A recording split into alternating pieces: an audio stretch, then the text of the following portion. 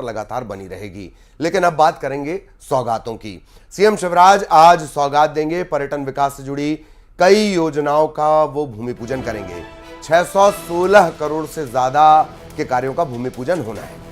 ग्वालियर में अटल स्मारक, मंदसौर में पशुपतिनाथ लोक बनेगा, अमरकंटक में मां नर्मदा महालोक का भूमि पूजन किया जाएगा, बाड़वानी में नागलवाड़ी लोक का भूमि पूजन होगा। तो ये बड़ी सौगात है मध्य प्रदेश वासियों के लिए, जो शिवराज सिंह चौहान मध्य प्रदेश वासियों को सौंपने वाले हैं। आज मुख्यमंत्री वर्चुअली लोकार्पण और भूमि पूजन करेंगे। इसके अलावा रसोई गैस के लाभार्थियों को भी तोहफा देंगे। हितग्राहियों के खाते में सीधे राशि ट्रांसफर होगी।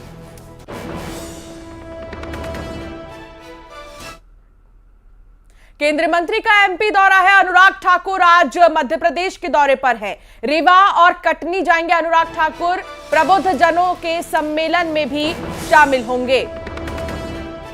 जबलपुर से अनुराग ठाकुर के रीवा जाने का कार्यक्रम है। इससे पहले अनुराग ठाकुर छत्तीसगढ़ के दौरे पर रहे। बीजेपी का युवाओं पर फोकस, और आज जो दौरा केंद्रीय मंत्री अनुराग ठाकुर का रहने वाला है, प्रबुद्ध जनों से वो चर्चा करेंगे।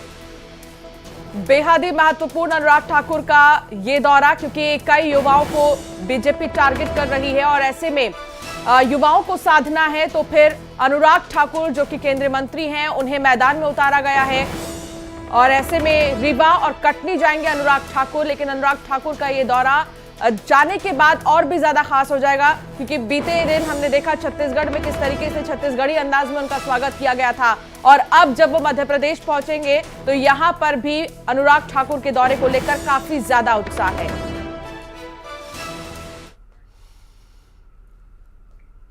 विधानसभा चुनाव की आचार संहिता लगने से पहले मुख्यमंत्री शिवराज सिंह चौहान ने महाकाल लोक के दूसरे फेज का लोकार्पण किया।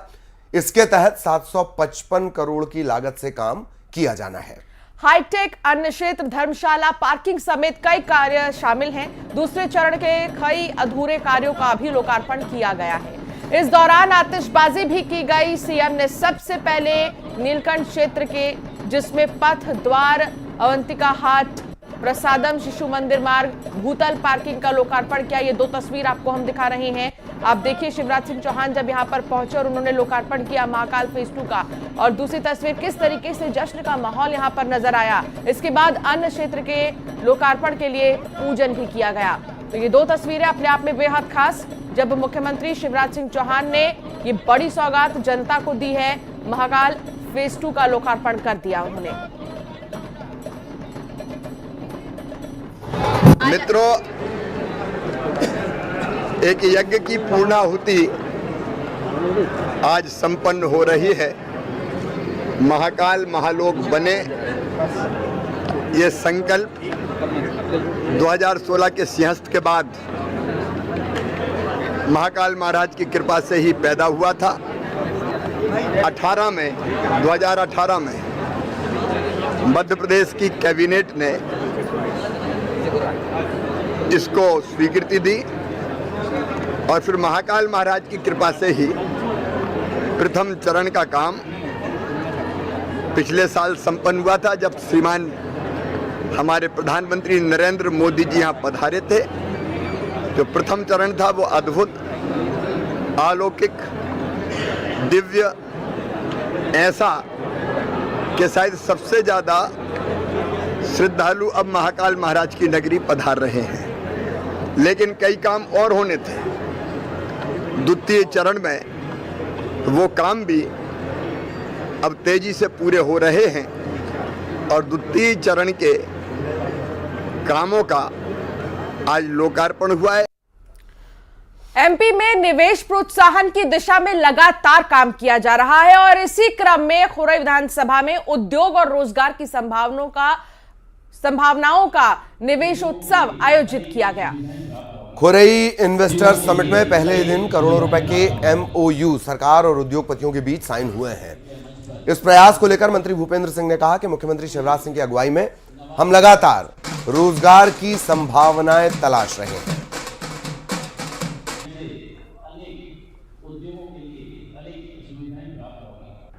पहली बार किसी तहसील स्तर पर इन्वेस्टर समिट हो रही है। और चूँकि खुरई में औद्योगिक विकास की अपार संभावना है और इसलिए हम लोगों ने ये तय किया कि हम लोग अपना खुरई के बारे में लोगों को बताएं।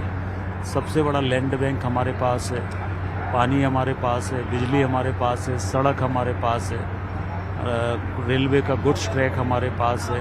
हम आगे चल के एयर स्ट्रिप भी बनाने की शुरुआत कर रहे हैं, तो शांति भी है, लॉ एंड ऑर्डर भी है, सब कुछ है। और इसलिए औद्योगिक निवेश हमारे यहाँ पर हो, इसलिए हमने ये यहाँ पर इन्वेस्टर समिट की है। कुछ और खबरें। मुरैना में 4 ठगों ने आगरा के एक सराफा व्यापारी को नकली चांदी थमा दी और उसके बदले में 18 किलो असली चांदी लेकर फरार हो गए। फरियादी की शिकायत पर पुलिस ने 4 ठगों के खिलाफ मामला दर्ज किया, 2 को गिरफ्तार भी कर लिया गया है। इनके कब्जे से पुलिस ने 5.5 किलो चांदी के बर्तन और 1 लाख रुपए नकद बरामद कर लिया है। ठगों ने सराफा व्यापारी से ठोस चांदी के बदले चांदी के बर्तन लेने की डील की थी। सराफा व्यापारी ने जब अपने घर में ठोस चांदी को पिघलाया तो वो नकली निकला, जिसके बाद उसने पुलिस से शिकायत की। क्योंकि जब चांदी का बर्तन बनाया जाता है तो ऑब्वियसली उसमें कुछ मिक्सिंग की संभावना रहती है, तो उसके लालच में उस व्यक्ति ने प्योर चांदी बदले में ले ली। तो इस तरीके से कुल 18 किलो ये चांदी के बर्तन के बदले में उस व्यक्ति के द्वारा एक चांदी दी गई उसको प्योर बता करके। जब वो व्यक्ति ने घर जा कर के उस चांदी की जांच कराई तो वो चांदी नकली पाई गई। तो इस तरीके से ये 420 का इनके द्वारा अपराध किया गया। उस पर से थाना कोतवाली में अपराध पंजीबद्ध किया गया।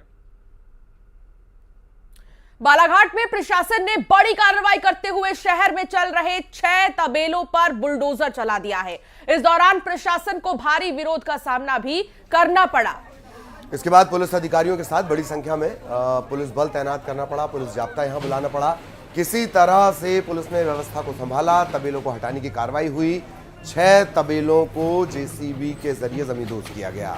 बार बार नोटिस जारी किया गया था, लेकिन ये जो संचालक हैं तबेलों के, ये शहर के भीतर से हट नहीं रहे थे।